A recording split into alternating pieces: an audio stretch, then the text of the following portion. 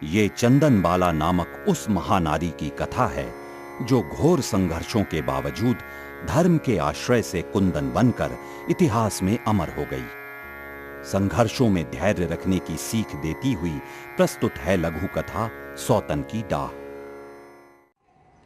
नमो अरिहंताणं नमो सिद्धाणं नमो आयरीयाणं नमो उवज्जायाणं नमो लोये सव्वसाहुरं मंगलं भगवान् वीरो मंगलं गौतमो गणी मंगलं कुन्दकुन्दाद्यो जैन धर्मोस्तु मंगलम् सर्वमंगलमांगल्यं सर्वकल्याणकारकं प्रधानं सर्वधर्माणां जैनं जयतु साहस्रम्।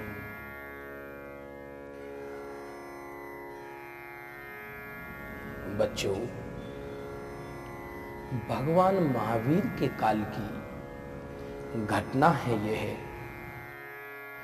राजा चेटक की 4 पुत्रियां थीं।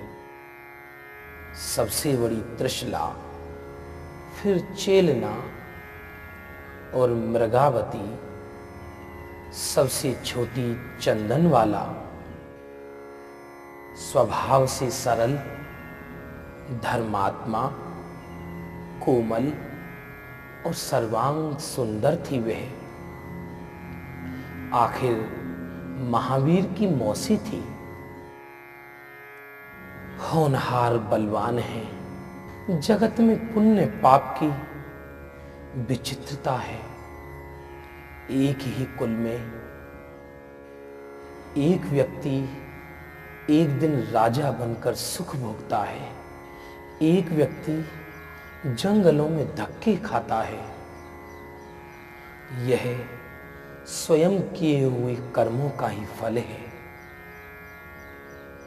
यह कर्म ना तो कुल की लाज रखता है, न किसी की इज्जत करता है। स्वयं किए हुए कर्मों का फल जीव को भोगना ही पड़ता है। एक दिन सुंदर चंदन वाला बगीचे में सहेलियों के साथ खेल रही थी। अचानक एक विद्याधर जो आकाश में उड़ रहा था, उसकी नजर चंदनवाला के ऊपर पड़ी। सुंदर चंदनवाला को देखकर वह काम कषाय से पागल हो गया। उसकी दृष्टि विकृत हो गई और चंदनवाला का अपहरण कर आकाश में उड़ गया। पीछे से उस विद्याधर की पत्नी आ रही थी। उसने अपने पति को ललकारा, तुम छोड़ दो इस अबला को, वरना बुरा हाल होगा तुम्हारा। तुम्हें शर्म नहीं आई? ऐसा कुकृत्य करते हुए तुम्हारी पुत्री के बराबर है ये। इस प्रकार पत्नी की फटकार को सुनकर और चंदनवाला की प्रताड़ना को सुनकर विद्याधर घबरा गया। उसने चंदनवाला को विद्या बल से बांधकर जंगल में छोड़ दिया। चंदनवाला धीरे धीरे एक भीषण जंगल में आ गिरी। भीषण जंगल को देखकर वह घबरा गई। उस भयानक जंगल में शेर, चीते जैसे भयानक जानवर चित्कार रहे थे। अंधकार का साम्राज्य चारों तरफ था। चंदनवाला डर से कांप रही थी और पंच प्रभु का स्मरण करती हुई सहायता के लिए शोर मचा रही थी।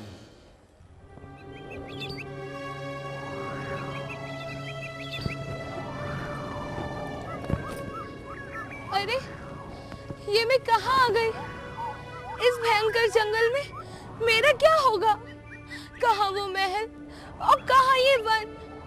हे प्रभु, हे पंच परमात्मा, मेरी रक्षा करो, मुझे कोई रास्ता दिखाओ।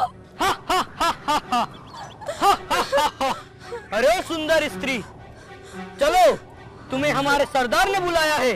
हे भाई, मुझ पर दया करो, मैं दुखी मारी स्त्री हूँ, मुझे कहीं मत लेकर जाओ, मुझे यहीं छोड़ दो। हे भाई, मुझ पर दया करो। अरे ओ सुंदर स्त्री, इस जंगल के कानून के अनुसार तुम्हें हमारे साथ सरदार के पास चलना होगा। वे बहुत दयालु है, वे तुम्हें अभयदान देंगे। नहीं।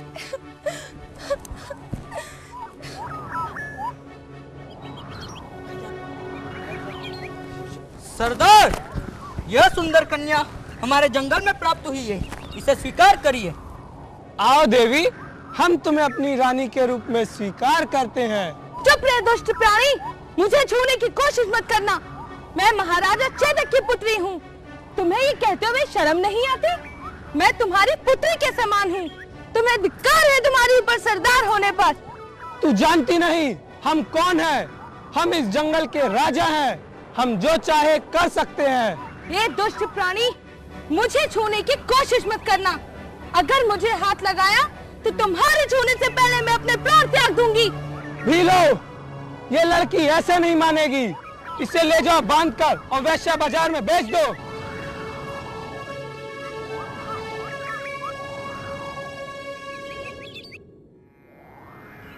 इस प्रकार चंडाल उस सती चंदन वाला को बेचने के लिए कौशाम्बी नगर ले गया।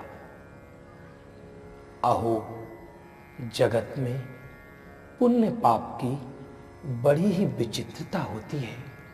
सती चंदन वाला को वेश्याओं के बाजार में एक वेश्या के हाथों बेच दिया। वेश्या बाल पकड़कर चंदन वाला को घसीटने लगी और कोठे पर ले जाने लगी। चंदन वाला बिलख बिलख कर रो रही थी, माता मुझे बचाओ, मुझ पर दया करो, मुझे पाप की कीचड़ में मत धकेलो।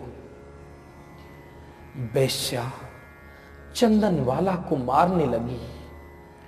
तू मेरी खरीदी हुई वस्तु है, तुझे मेरे अनुसार सब कुछ करना होगा। चंदन वाला वेश्या से पिटती रही, किंतु अपना शील सुरक्षित रखा। कुलीन घर की कन्याएं अपने शरीर की सुरक्षा के लिए शरीर के सहस्र खंड करना पसंद करती हैं। लाख कोशिश करने पर भी जब चंदन वाला नहीं मानी तो वेश्या ने उसे बाजार में बेचने के लिए रख दिया। चंदन वाला मुख में नमोकार मंत्र जप रही थी। अचानक सेठ वृषभदत्त उस बाजार से गुजर रहे थे। उसने चंदन वाला को नमोकार मंत्र पढ़ते देखकर धर्मपुत्री बनाकर अपने घर ले आया। सेठ को कोई संतान नहीं थी, उसे वह पुत्री के समान रखने लगा। किंतु सेठानी बहुत ही बेकार और शंकालु प्रकृति की स्त्री थी। वह सेठ पर शक करती थी, चंदन वाला को तरह तरह से कष्ट देती थी। एक दिन सेठ जी बाहर जा रहे थे। चंदन वाला ने पिता के पैर धोए, जिससे उसके बाल जमीन पर गिर गए। सेठ जी ने स्नेह बस बालों को ऊपर कर दिया। बस यह दृश्य देखकर सेठानी घबरा गई। अब तो सेठानी का शक दृढ़ निश्चय में बदल गया। सेठ जी तो बाहर चले गए। सेठानी ने चंदनवाला को तरह तरह से कष्ट देना प्रारंभ कर दिया, क्योंकि सेठानी चंदनवाला को अपनी सौत समझने लगी। अरे सौतन, आज देखती हूँ तुझे कौन बचाएगा। मेरे पति पर जादू कर दिया है, जादू। हे माता, आपको व्यर्थ में ही शक हुआ है। वो तो मेरे धर्म पिता है। मुझ पर दया करो माता, मुझ पे ऐसा आरोप मत लगाओ। मुझे सिखाती है, जबान चलाती है। तेरे बालों में पहले आग लगाऊंगी। इस प्रकार चंदनवाला 3 दिन तक बेड़ियों में जकड़ी रही, लेकिन महावीर का सुमरण करती रही। अहो आश्चर्य है, उसी नगर की महारानी चंदनवाला की बड़ी बहन थी, किंतु कर्मों की लीला बड़ी विचित्र है। चंदनवाला ने आहार पानी का परित्याग कर दिया और सोचा, अब तो देह छूटना निश्चित है। यदि प्राण रहे तो पहले मुनि महावीर को आहार दूंगी, तभी अन्न जल ग्रहण करूंगी। यह सोचती हुई चंदनवाला शांत भाव से उपसर्ग सहन करती रही। उस दिन मुनि महावीर कौशाम्बी में आहार के लिए आए थे। उस दिन सेठ जब बाहर से आए तो उन्होंने चंदनवाला की यह दशा देखकर बहुत पछताई। चंदनवाला को उपवास तोड़ने के लिए उड़द और उबला हुआ पानी देकर लोहार को बेड़ी तोड़ने के लिए बाजार में बुलाने के लिए चले गए। उधर चंदनवाला को कोठरी में शोर सुनाई दिया, मुनि महावीर इधर ही आ रहे हैं। चंदनवाला आत्मविश्वास पूर्वक खड़ी हो गई। अचानक उसकी बेड़ियां टूट गईं। चंदनवाला उड़द की दाल और प्रासुक पानी लेकर बाहर की तरफ आई। मुनि महावीर के प्रताप से आहार खीर रूप से परिणमित हो गया। मुनि महावीर ने चंदनवाला के हाथों से आहार ग्रहण किया। चारों तरफ जय जयकार होने लगी। चंदनवाला पूर्व की तरह सुंदर हो गई। पूरे नगर में सुखी का समाचार फैल गया। आकाश से देव पुष्प वृष्टि करने लगे। चंदनवाला का भाग्य जाग गया। इधर सेठ जी लोहार को बुलाकर ला रहे थे। जब उन्होंने अपने घर के आगे ये भीड़ देखी तो उन्हें ये सब समाचार मालूम पड़ गया। वह चंदनवाला के चरणों में गिर गए, हाथ जोड़कर क्षमा मांगने लगे। हे बेटी, तू मुझे माफ कर दे। मैं तुझे अकेला छोड़कर चला गया। तू तो एक पवित्र देवी है। तेरे कारण मेरा यह घर पवित्र हो गया। तू तो जगत पूज्य माता है। बता, इस दुष्टा को क्या सजा दी जाए? नहीं नहीं पिताजी, इसमें आपका कोई दोष नहीं है। आपने तो हमारे ऊपर उपकार किया है। आपने तो हमारे शील धर्म की रक्षा की है। और रही बात माता जी की, तो वह तो एक समय का अज्ञात था, और आज इन्हीं की वजह से तो मुझे मुनि महावीर को आहार देने का अवसर मिला है। बेटी, मुझ पापिन को क्षमा कर दे। मैंने तुझे बहुत दुख दिए हैं। मैंने शीलवती का अपमान किया। नहीं नहीं माता जी, आप शर्मिंदा मत होइए। यह तो सब मेरे कर्मोदय से घटित हुआ है। इसमें आपका कोई दोष नहीं है। हे पुत्री, तुम्हारे माता पिता और तुम्हारी बहनों के आने का समाचार आ चुका है। तुम राजमहल में जाकर हमें भूल न जाना। पिताश्री, मैं जीवन के सुख दुख को देख चुकी हूँ। मैं जीवन की विचित्रता को देखकर थक चुकी हूँ।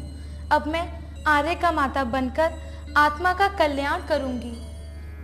इस प्रकार चंदनवाला ने जब मुनि महावीर को केवल ज्ञान हुआ, तब उनके समम शरण में आर्य का दीक्षा अंगीकार कर कुछ समय पश्चात स्वर्ग में गमन किया। भविष्य में चंदनवाला का जीव शीघ्र ही मोक्ष गमन करेगा। बच्चों, बोलो सती चंदनवाला की।